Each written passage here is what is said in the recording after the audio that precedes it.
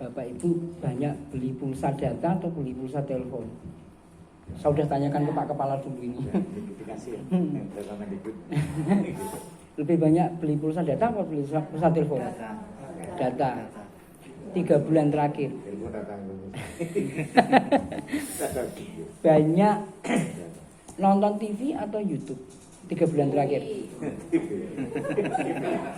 TV ya Bu ya. Konvensional.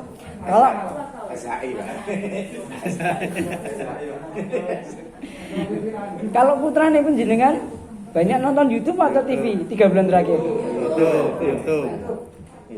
Sekarang masih ada yang dengerin radio? Masih untuk perangkat tidur. Wih, berarti bojone ora digagas nih. Bapak Ibu 3 bulan terakhir itu enggak kerasa ya. Bahkan 1 tahun terakhir ini sudah enggak kerasa. Kita itu sebenarnya sudah berubah dari yang konvensional menjadi digital. Rak kroso. Bahkan sekali lagi tadi itu pulsa itu udah banyak yang beli pulsa data. Terus sekarang yang paling banyak putrane panjenengan dienggo apa? Ngegame. Yakin pada saat katanya pembelajaran daring itu terus mereka itu tenan sinau. Yakin Pak? Yakin. Tenan nih Pak. Bener nggak? Ketika misalnya pas dido jenengan ngedoh itu mereka terus ngegame. Ayo. Atau ngegame dulu baru menyelesaikan tugas. Oke, putranya berarti terkontrol. Bapak Ibu, ini saya tadi perkenalan dulu. Jadi ini awal saya punya alamat di Facebook, YouTube dan sebagainya semuanya Mas Bambang Net, bukan Bambang Net ya. Nih, kemudian nomor handphone saya akses, saya buka 24 jam. Monggo, tak buka dulu. Baik, saya ngamalinya dari sini Bapak Ibu. Suatu saat Nabi akan masuk ke masjid. Di depan pintu masjid itu ada orang yang lalu lalang. Kemudian Nabi bertanya, anak muda, kenapa kamu tidak segera masuk masjid dan sholat tahiyatul masjid? Kemudian orang itu berkata, Muhammad, aku ini iblis. Kenapa? Aku ingin menggoda manusia yang sedang sholat itu. Kenapa tidak segera kamu lakukan? Saya takut sama orang yang sedang tidur itu. Kenapa? Orang yang sedang tidur itu pintar.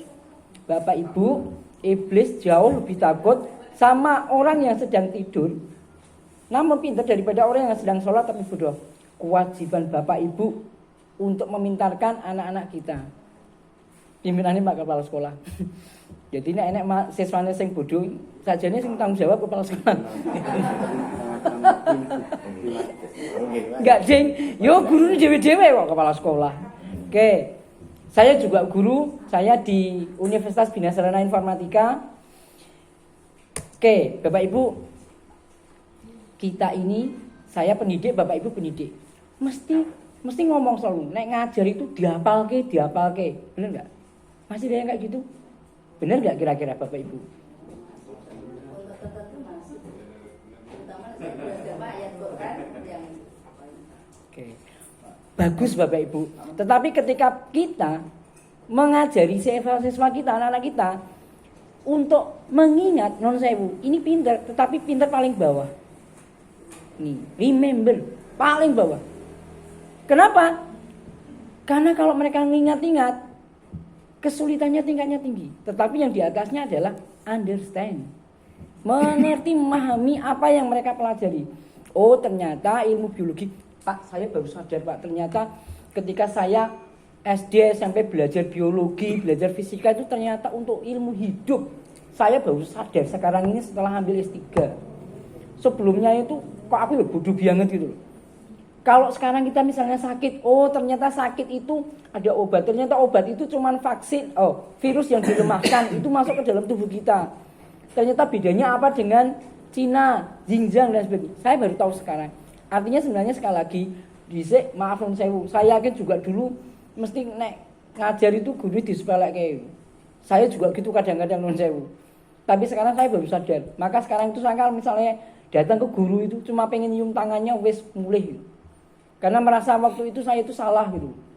Jadi understand, mengerti apa yang dipelajari itu harus dimengerti. kewajiban kita adalah memberikan pemahaman. Mesti mau bilang, lah anak SMP kalau misalnya belajar memahami apa bisa? Tergantung kekuatan kita. Sekali lagi, mengingat itu bagus, tetapi maaf, itu adalah pinter tahap paling awal. Di atasnya adalah apply, menerapkan. Kalau misalnya dia belajar ilmu fisika, penerapannya bagaimana? Sudah pernah datang ke taman cerdas? Taman cerdas, taman pintar ada di Jogja, ada di Zia itu ada.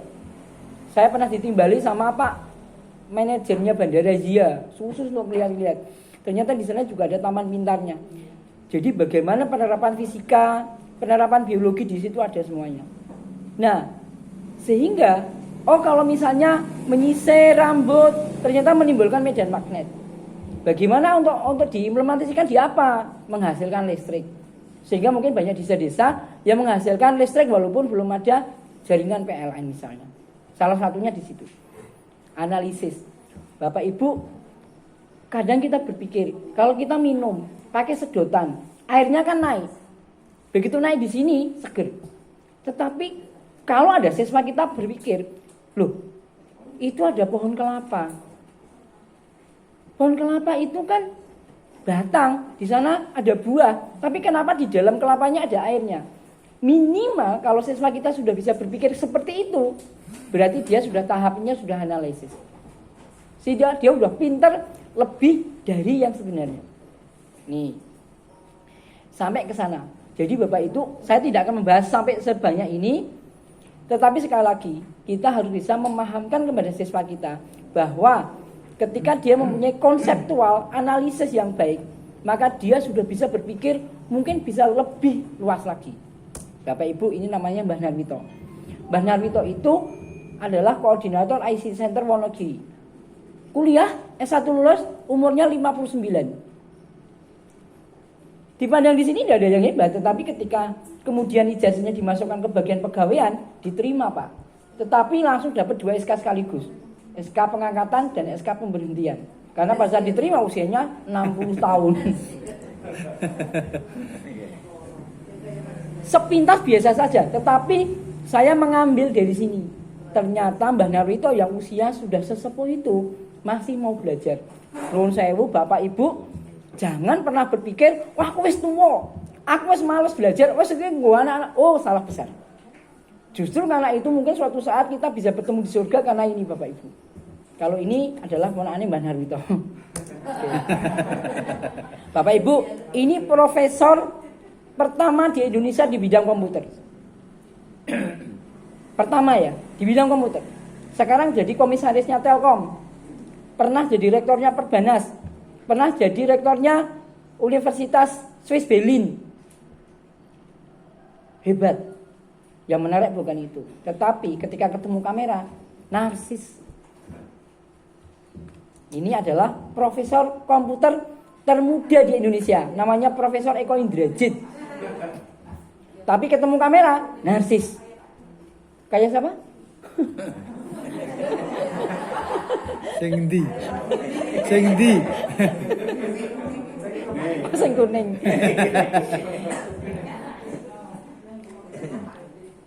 Pak, Bu, penjenengan kalau saya cerita nih, Prof Eko Indrajit ini doktornya 2. Kalau penjenengan MBA dokter paling yo swasta, enggak Bapak Ibu. Satunya di MIT, satunya di Harvard. Kurang piye? S2-nya 6. Sudah profesor, tetapi dia kuliah lagi doktor. Yang mengeden. Kalau penjenengan itu otaknya cuma 2, kanan sama kiri, dia otaknya 3, kanan kiri tengah.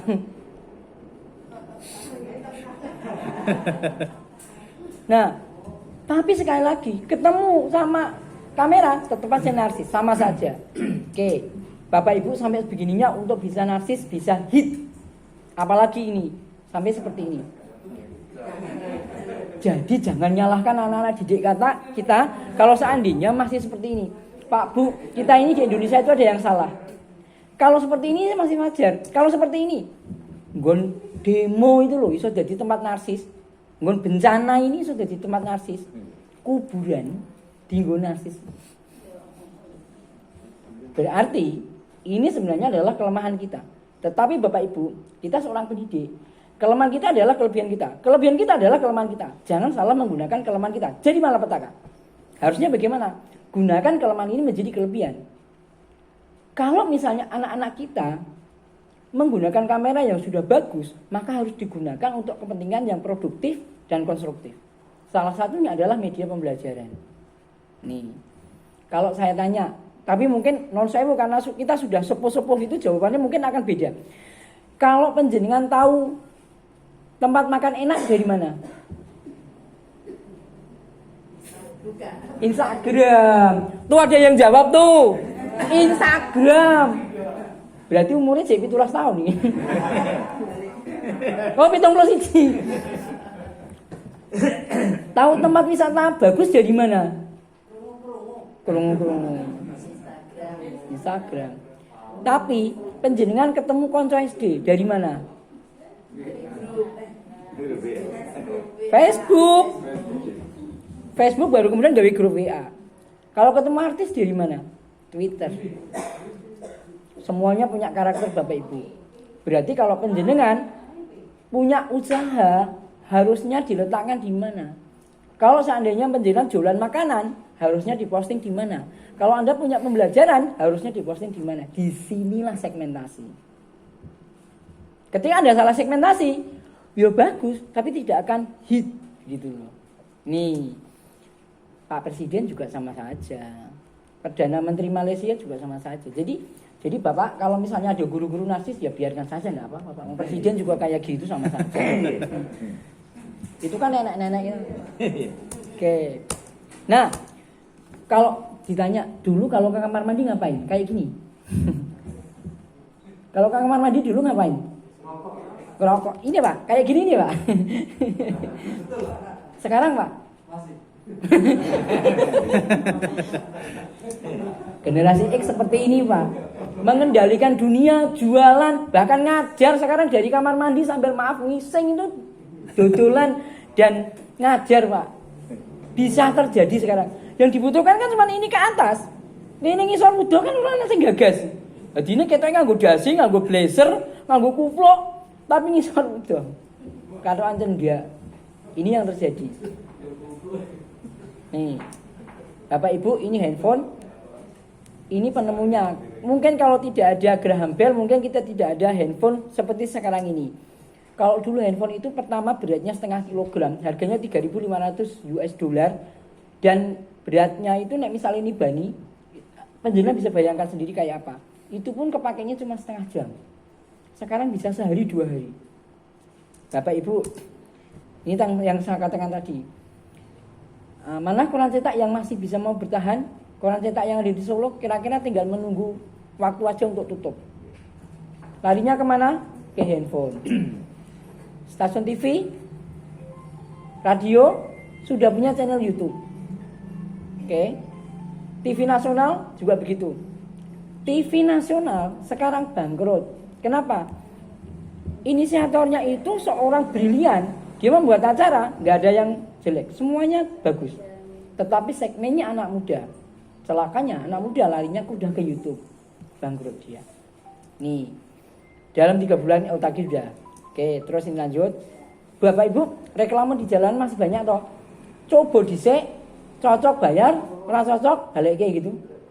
Banyak baca, dan itu tidak hanya di Kartosuro, tidak ada di Solo, Klaten, Jogja, sampai Sragen, sampai Jawa Timur ada.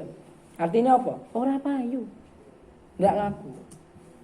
Dalam 3 bulan terakhir, nih, banyak UMKM nangkring di YouTube, di Facebook, di Instagram. Iklan berbayar. Oke. Nah tadi sudah, ini sudah, oke, ini radio. Sudah banyak juga sekarang di internet ini. Jadi sekarang kalau mau pengen dengerin radio, tidak perlu lagi pakai radio konvensional. Sekarang kita bisa menggunakan handphone kita. Ini Bapak Ibu. Oke. Nah ini TV pertama yang ada di handphone. Sekarang TV itu begitu. Dia sudah letakkan semuanya di internet. Makanya tadi saya matur, yakin putra putri kita itu nek misalnya pembelajaran bener, bisa jadi dia banyak seperti ini. Nih, Iflik, Netflix, Hook. Ini kacamata, hati-hati kalau putranya bapak ibu punya kacamata kayak gini. Ojo-ojo sing ditonton bokep. Karena layarnya ada di kacamata itu. Sehingga kita merasa nonton, ini nonton apa toh? Enggak tahu mau ada di dalam kacamata. Hati-hati, non sewu. Aku nang jojoki bapak ibu loh. Ngoten iki tutup ini kepala. Dalam aduh Bu. Pembahasan ini. Oke. Satu hal Bapak Ibu, ini saya di Korea. Saya di Korea itu, saya heran, saya ngamati. Setiap kali ada pengunjung datang, siapapun, itu orang wong kere, orang profesor, orang dokter, mesti dibawa ke kimchi school, bukan kimcil ya. Kimchi. Bapak Ibu perso kimchi itu apa? Belum, nggih Bu, tapi apa isinya? Wah, kecut kalah yo, kecut Bu. Rasanya. Kimchi itu kan kimchi. Cuman kol dikasih sambel. Betul enggak?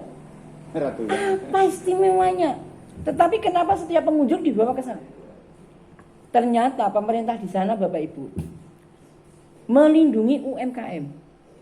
Kalau misalnya ada UMKM mau tumbuh, maka negara menyupport. Kemudian kenapa Pak? Oh iya, tapi supportnya beda ya Pak ya. Kalau sudah mau menghasilkan baru support. Nah lagi tumbuh ditoke wae, penelungi wae. Oke, nah kalau perguruan tinggi punya risetnya diberikan kepada kampus atau sekolah atau guru. Ayo, saya pengen tanya, selama ini nek dienggo sertifikasi, papernya itu isinya apa? Tuku? Apa? Gawe dhewe. Saya juga sertifikasi, tapi saya membuat sendiri loh. Nilai saya selalu lebih. Jadi saya serdos itu selalu pasti lebih. Makanya beban lebih Bapak Ibu. Saya itu lebih terus setiap semester. Nah, ayo dijawab sendiri aja. Kalau penjenengan misalnya gawe paper itu benar-benar nggak bikin. Itu. Kalau misalnya, iya, wes dijawab. Oke. Jelas Pak.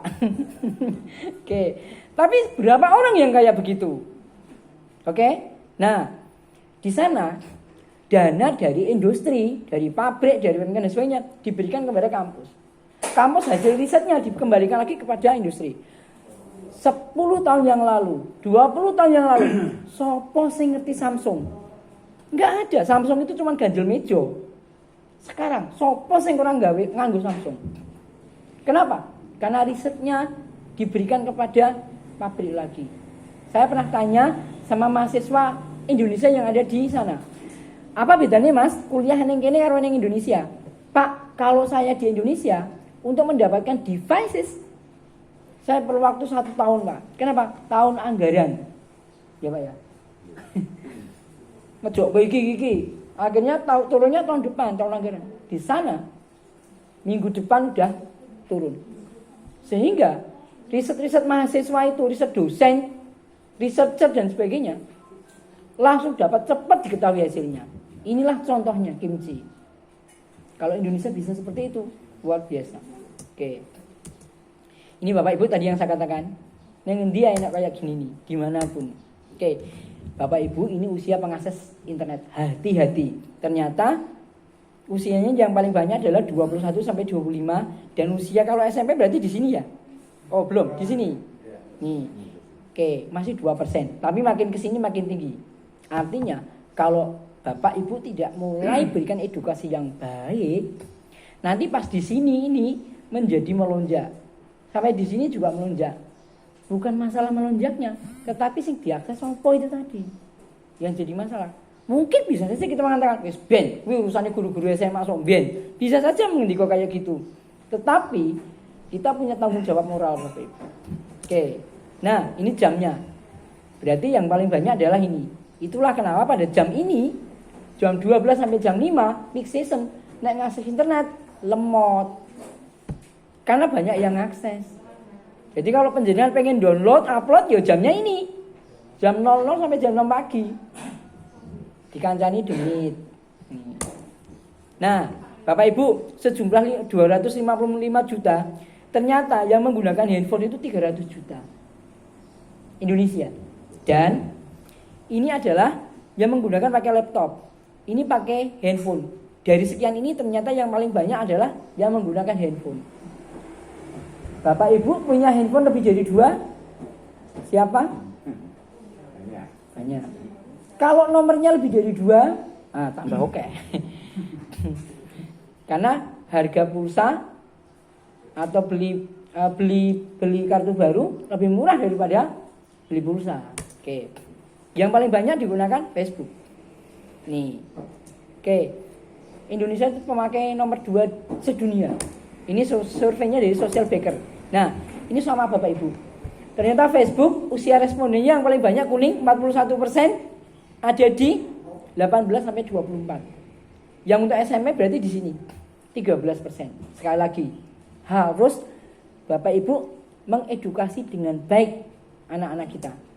Nah, ini contoh mahasiswa saya yang menggunakan untuk kebaikan, dia untuk jualan. Wih, Budiah ya? Budiah, dia itu jeneng pasaran orang telecek.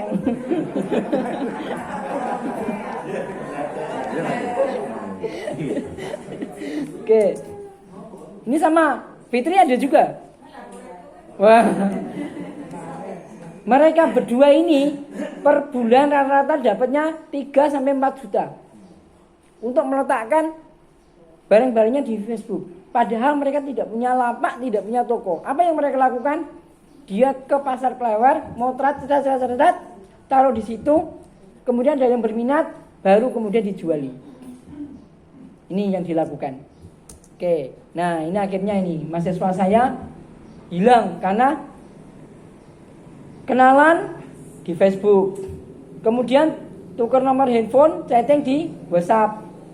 Kemudian tukeran foto di Instagram, terus putus, kemudian ketemunya di toko bagus, barang bekas. Oke, nah Bapak Ibu, ini contoh YouTube saya, ini YouTube. Oh kok kesini? Oke, nah ini yang jadi masalah. Neneknya sudah mau meninggal saja, ijek narsis ini yang jadi masalah. Foto. Iya, ya ini.